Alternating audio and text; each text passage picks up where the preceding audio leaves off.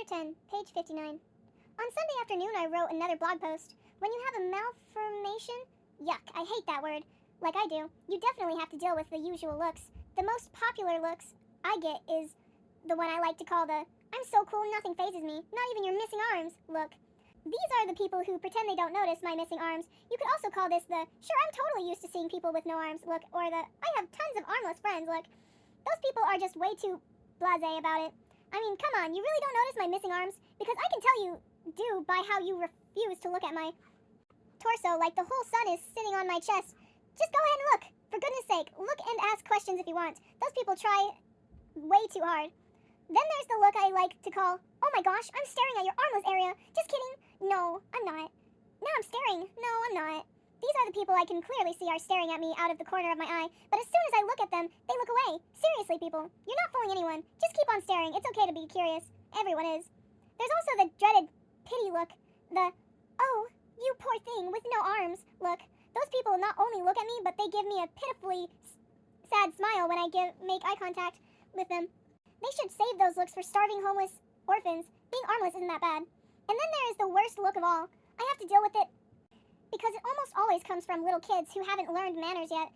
It's the, I can't stop staring at you because you're a freak look. Sometimes these looks end in screams and kids running away. I stopped trying. The post sounded all lighthearted and haha funny, but I didn't write that I ignored these looks to the best of my abilities. I didn't write that I pretended they don't bother me, but even after 13 years of seeing them, they still hurt. I also didn't write that the last time I got one of those looks was just the day before. Well, I was grocery shopping with Mom. Mom likes to take me grocery shopping with her. She says it's because I need to learn how to grocery shop on my own, but I really think it's because she likes having a child slave to command.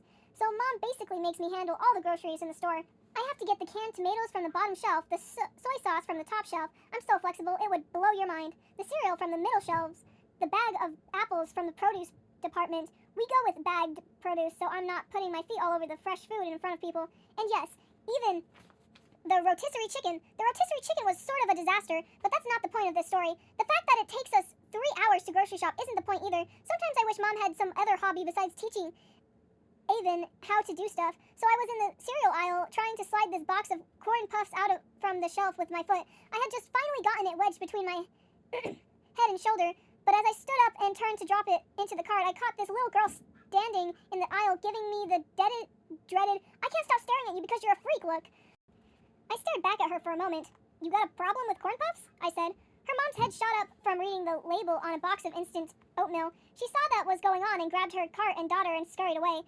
I acted all cool, like I couldn't have cared less about it, but I still remember it happening. I remember every time it happens.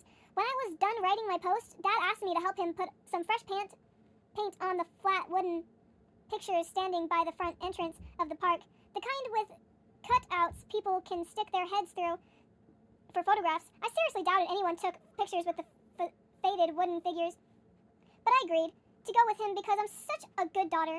I could see why he wanted to freshen them up. The paint was so faded you could hardly tell what they were anymore, and one of them looked like you were sticking your head through a giant boob. Not exactly the family-friendly image we were going for. Dad put a chair out for me to sit on while I painted with my foot. My painting skills aren't exactly the finest, but I can manage large, simple pictures. Just don't expect me to paint your portrait unless a stick figure face is acceptable.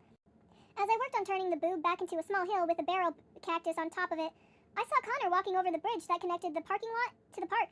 The bridge was built to go over a wash. Washes are like empty riverbeds that run all over North Scottsdale, so that when it rains, the water can flood the city in an orderly manner. Connor didn't have to go through a kiosk or anything like that as he entered the park because admission was free. All the money made was from paying for the many attractions we had. If you could call them that. Hey, Connor, I said as he walked up to me, barking a few times on his way. You came. Hi, Avon, he said, looking around, squeezing his hands together. There aren't very many people here. Oh, this place is always dead, I told him. Connor seemed relieved. Dad looked up from painting the gun in a cowboy's hand. I had thought it was a sea cucumber, but a gun made a lot more sense. Why would the cowboy be pointing a sea cucumber at people as they entered the park? And where would a cowboy in the middle of the desert get a sea cucumber from anyways? Who's this, Evan? Dad asked. Dad, this is Connor. We met at school. Dad reached out his hand and Connor shook it. Nice to meet you, Connor. Do you mind if I take a break? I asked Dad. He looked at my handiwork so far. It definitely looks less boobish, so I guess you're free to go. I handed him my paintbrush, slipping my shoe back on. and walked off with Connor down Main Street. Connor suddenly chuckled beside me. It's just so cool that you live here. I scowled at the comment. So, what have you been up to? Oh, nothing, he said. My mom's working all weekend, and I got tired of playing video games, so I thought I'd walk over and see if you were here. It made me feel good that he had come here just to see me, especially since he had mentioned not liking to go out a lot. I like to play video games. He looked surprised. Really? Yeah, I said, annoyed at his look of surprise. I can play. I bet I could kick your butt at just about any game. Are you challenging me? Because pretty much all I do when I'm at home is play video games. I'm like a professional video game player.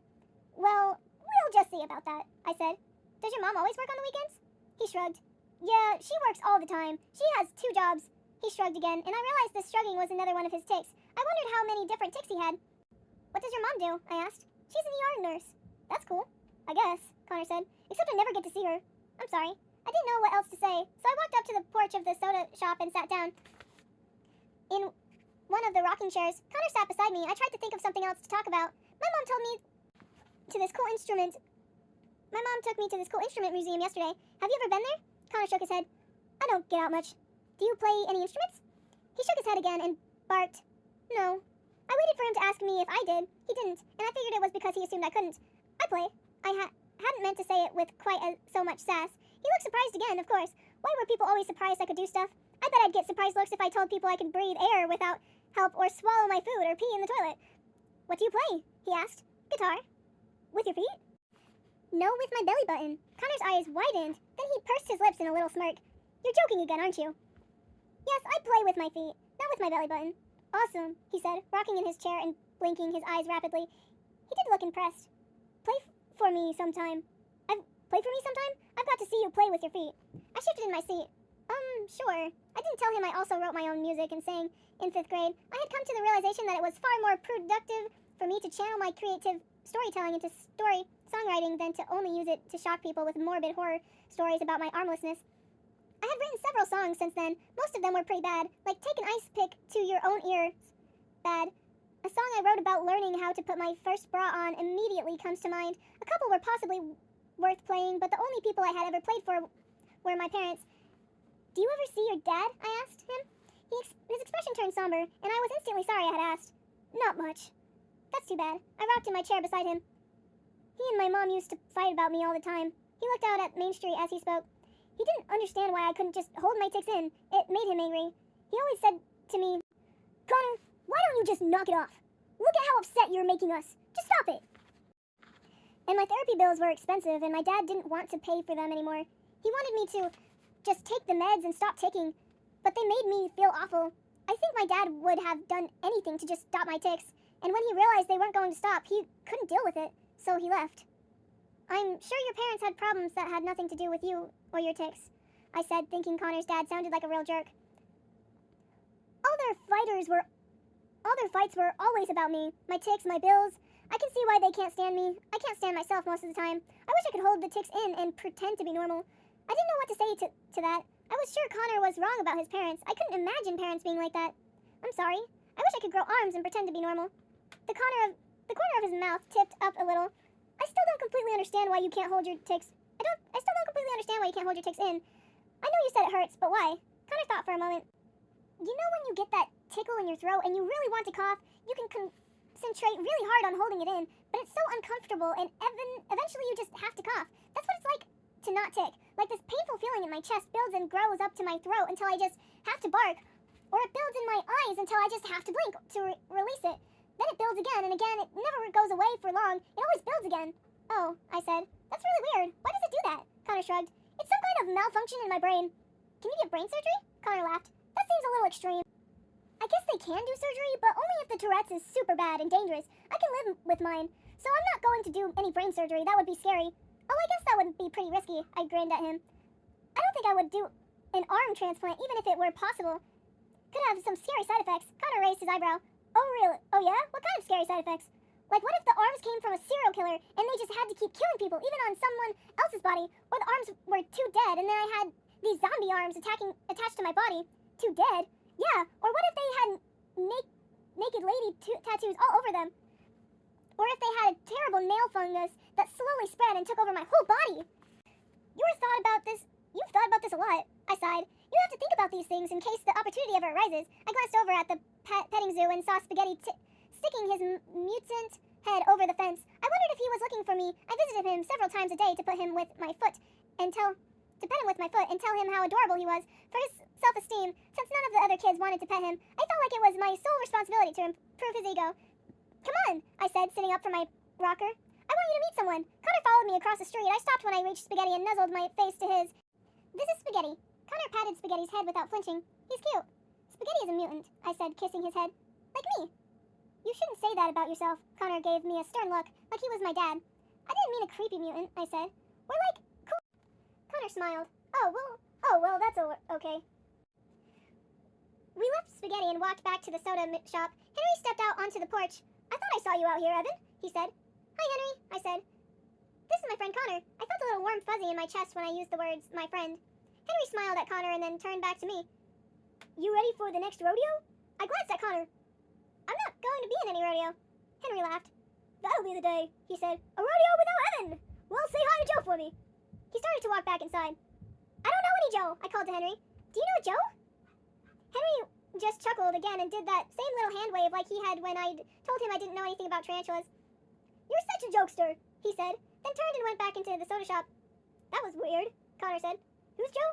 I don't know, I said. The owner of the park's name is Joe Cavenkoff, but I guess no one ever sees him or seems to know anything about him.